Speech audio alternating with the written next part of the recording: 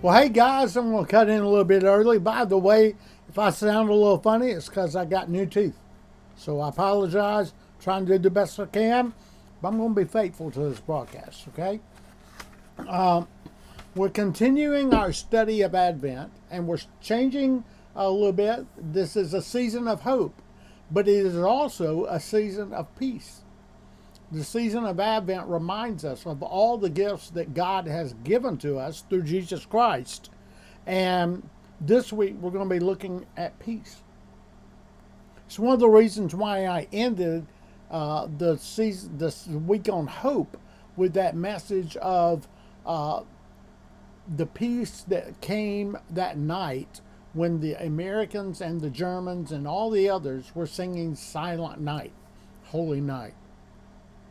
Because Jesus' birth, his appearance on earth, has ushered in this loud proclamation of peace on earth, goodwill toward men. Matter of fact, the song we're going to be talking about tonight, because we're doing the history of different Christmas carols, is a song that declares peace on earth, goodwill to men. It's a very interesting story. The hymn, It Came Upon a Midnight Clear, was written by a Universalist pastor up in Massachusetts.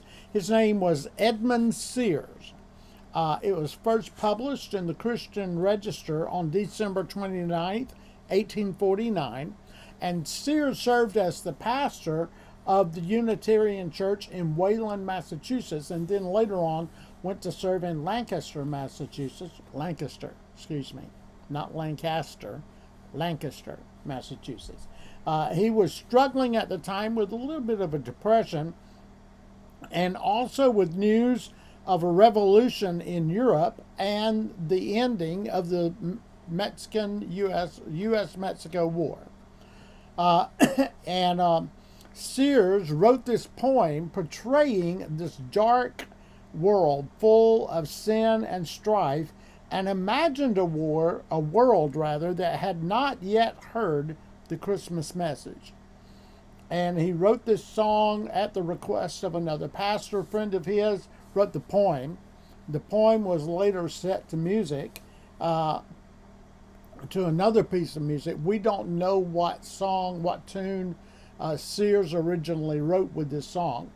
But eventually, the poem was set to music that at the time we believe was written by a guy. Well, we know this was written by a guy who was a student of the great composer Felix Mendelssohn. His name was Richard Storrs Willis, and he wrote this song, the tune that is noted as named Carol.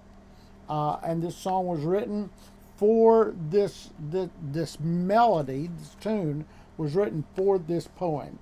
And the poem at the time, the song, was written to speak to the issue of war and peace, especially after the end of the Mexican-American War. And what a great song. What a great tune. It came upon the midnight clear, that glorious song of old, from angels bending near the earth to touch their harps of gold. Peace on the earth, goodwill toward men, from heaven's all gracious King. The world in solemn stillness lay to hear the angels sing. You know, that concept of peace on the earth. Well, that old song, let whatever come to the earth and let it begin with me. And that's the truth of anything. Peace, love, hope, joy, any of the message of Advent must begin internally. That internal peace begins with that relationship with God. And it continues as we focus on his strength. That's the verse. We talked about this verse the other day. This verse that we're looking at is from Isaiah chapter 26:3, and then we're going to look at another one we looked at last night, Isaiah 26:3. You, O Lord, will keep him in perfect peace, whose mind is focused on you because he trusts in you. Now, personalize that a bit. God, you will keep me in perfect peace as my mind focused on you and trust you. God does that for us. If we trust him and we understand he has all power on earth, he is present in every place on earth, in every time on earth, and he knows everything about this universe, then if we understand that, we can trust on him, we can focus on him, and everything else just sort of calms down.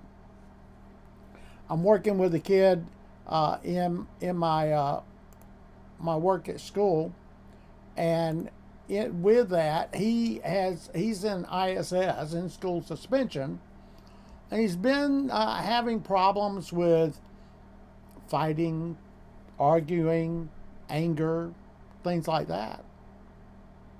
And as we were talking yesterday, we were talking about how to deal with that.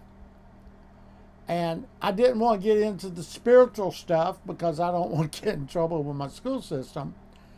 But I did mention to him, you got to understand that there are powers in control that are greater than you. And if they are in control and greater than you, then you just sit back and just let those powers work out things the way they should.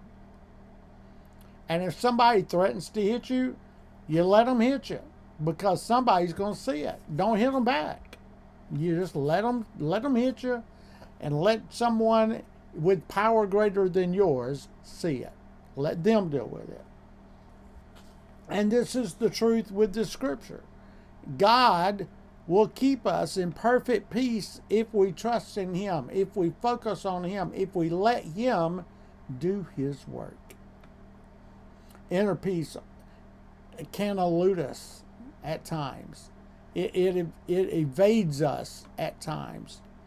And we need to understand that when anxiety is taking over, when people are pushing our buttons to try to get us to react in a certain way, that we have to choose to put our hand in God's. And we have to choose to draw from his patience, his wisdom, his strength, his knowledge, his presence, his power. And as we're doing that, then we see something amazing. Not only does God keep us in perfect peace, as it says in the Old Testament, we realize that God himself, Jesus Christ, is our peace. Verse we looked at yesterday, who has made both one, who's made anyone, all of us one. Those who are enemies, those who are different, those who don't smell the same, look the same, drive the same side of the road, or whatever. God can make us one. He can even make an Auburn fan and an Alabama fan best of friends. Can you believe that? God himself is our peace, and because of his peace, he can make us one. And he also breaks down that wall of separation. Additionally, because he is our salvation, he builds another wall of separation to separate us from evil. And what a great, great picture. Peace on the earth, goodwill toward men. Well, if we're focusing on Jesus in this Christmas season, this season we celebrate the birth of Jesus Christ. If we're focusing on Jesus, then guess what? Then we don't have to worry about wars and rumors of wars. We don't have to worry about people who are different from us, who think different than us, who act different than us, who eat different foods than us. I'll never forget when I was in seminary, I learned that I liked kimchi. You know how I learned that I like kimchi? Kimchi is a Korean delicacy. You stuff long leaf cabbage with rice and meat and all sorts of stuff. Then you pour vinegar over it. Then you seal it. And traditionally, you would seal it and put it in the ground for months until it got cold and you needed some food. Now, there's a lot of garlic in it too. Garlic and vinegar, you picture that. Well, the Koreans in my dorm in seminary would eat this and then open that jar, and the scent would waft. I'm trying to be nice, throughout the entire dorm. Not a great, enjoyable smell. But one of my Korean friends in the dorm took me out to eat to a Korean restaurant that he had found, and he encouraged me to eat some kimchi. I'm going to tell you, the smell was tough, but I bit into it. And you know what I learned? I learned that I don't know what I like what I know. And here's what I mean by that. Just by the smell, I didn't think I would like kimchi. I did. I still do. I like kimchi. I ate every bit of it and asked for more. And the fact of the matter is, we don't know what we like what we know. And the same way here, God is trying to teach us in these two verses that if we understand that fact and we rest on the knowledge of God, then we like everybody. We like everything. We know what is good and evil, and we understand what we should avoid, but we have patience and love and kindness for everyone on the earth. Good, bad, ugly, indifferent, indecent, whatever. We love them. And God sent Jesus onto the face of the earth with an angel herald proclaiming peace on the earth, goodwill toward men. So this Christmas season, do me a favor. Have hope, yes. Have hope because Jesus has come. Have hope for the future because Jesus will come again. But also live in peace. And why do we live in peace? Because he who is peace is with us. Christ is come, Christ has come, and Christ will come again. The message of Advent right there. Peace on the earth, goodwill to men, from whom all blessings flow. You have a good one. I love you. God bless you. We'll see you tomorrow. Bye-bye.